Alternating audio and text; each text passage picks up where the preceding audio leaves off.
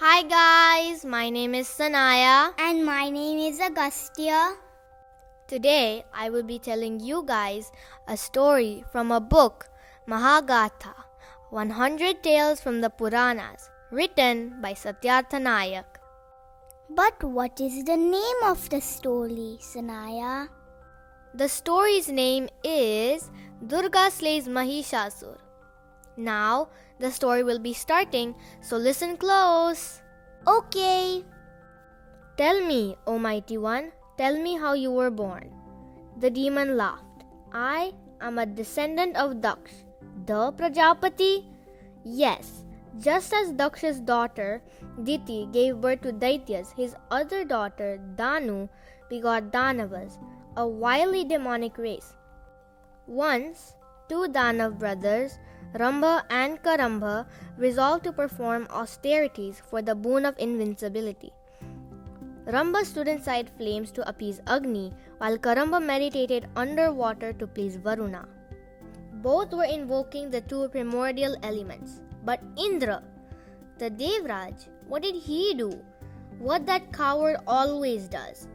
Petrified that the Danav brothers would kick him out of heaven, he immediately targeted both. He entered the water as a crocodile and chewed up Karambha to death. Then he penetrated the inferno to murder Rambha but was attacked by Agni. The fire god had been gratified with the demon's devotion and could not see him getting killed. 2 days was fighting over a Danav's life. Indeed, and Agni prevailed. But as soon as Indra fled, Rambha grabbed an axe. The news of Karambha's death had shattered him and he decided to sacrifice himself. Seizing his hair, he was about to chop off his head when Agni held his hand. So the fire god saved him twice. True, Agni also offered him a boon to avenge his brother's death. Rambha asked for a son, an indomitable Danav who would go on to become the master of Brahmanda. Agni blessed him that he could beget a son with the female of any species. Any species? Yes, demonic or divine, animal or human.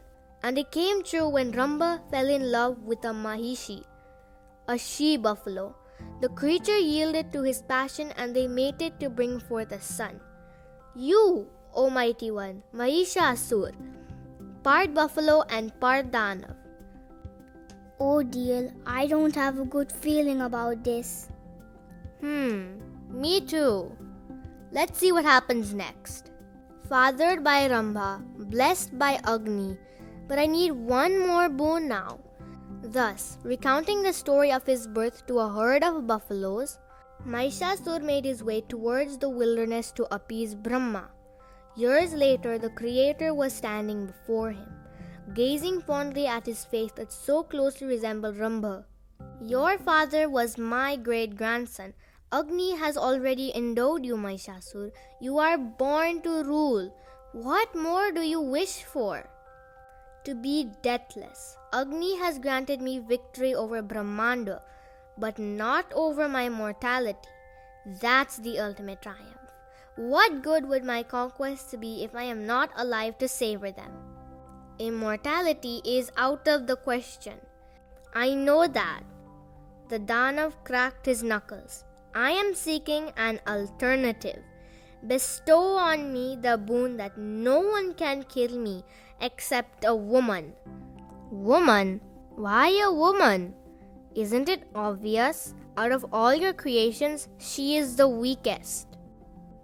That's not true. Women are not weak at all. I agree too, but I think Mahishasura needs to realize that. Let's continue.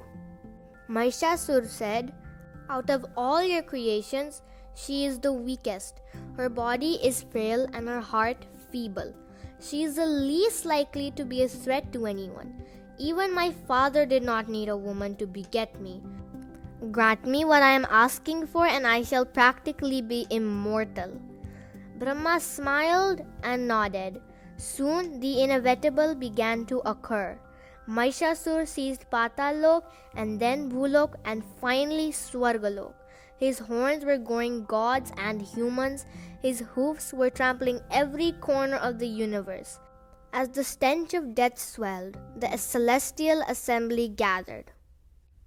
I knew he would cause trouble to the universe.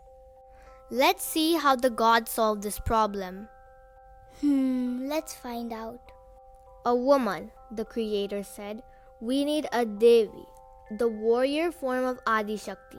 Mahishasura is twice blessed, just as his father was twice saved. He has boons from both me and Agni. The fire god nodded, and he has abused them like so many asuras before him. My boon has played out. It is now time for yours to come true. Gather round then. We shall give rise to the female warrior from our collective aura, a confluence of our energies, distillation of our primeval powers. The Devas stood in a circle and opened their mouths. From those dark cavities blazed shafts of light, brilliant light as if their divinity was emanating. The beams were colliding, merging into a network in the center of a circle, creating a smoldering supernova that was slowly transfiguring, acquiring a feminine shape. High forehead, manifold limbs, golden complexion. The Devas were pouring themselves into that effulgence. Rays from each of them were transporting their very best into her, like multiple umbilical cords. Shiv was molding her face and Vishnu her arms, Indra her waist and Varun her thighs, Dharma her hips and Brahma her feet. Finally Vayu gave her ears and Agni created her eyes. All the gods had manifested in a single goddess. They named her Durga, the defender. Wow, what a grand entrance. Wait, it's not over yet. Vishnu gave her his chakra and Shiv his trishul. Indra gave her his vajra and Vayu his bow. From Varun she received his conch and from Yam his staff. Also wielding a sword, a mace and a spear, the 10-armed goddess rode into battle on a roaring lion. The combat went on for 9 days. Mahishasura kept changing his forms and Durga kept trouncing them all. On the 10th day, the Devi pinned him down, thrust her spear into him again and again, and watched him bleed to death. The end. What a wonderful story it was. Did you know, Agastya, that in Karnataka there is a place called Mysuru?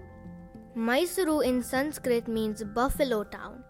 It is believed that ages and ages ago, the goddess Durga or Chamundi killed Mahishasura here.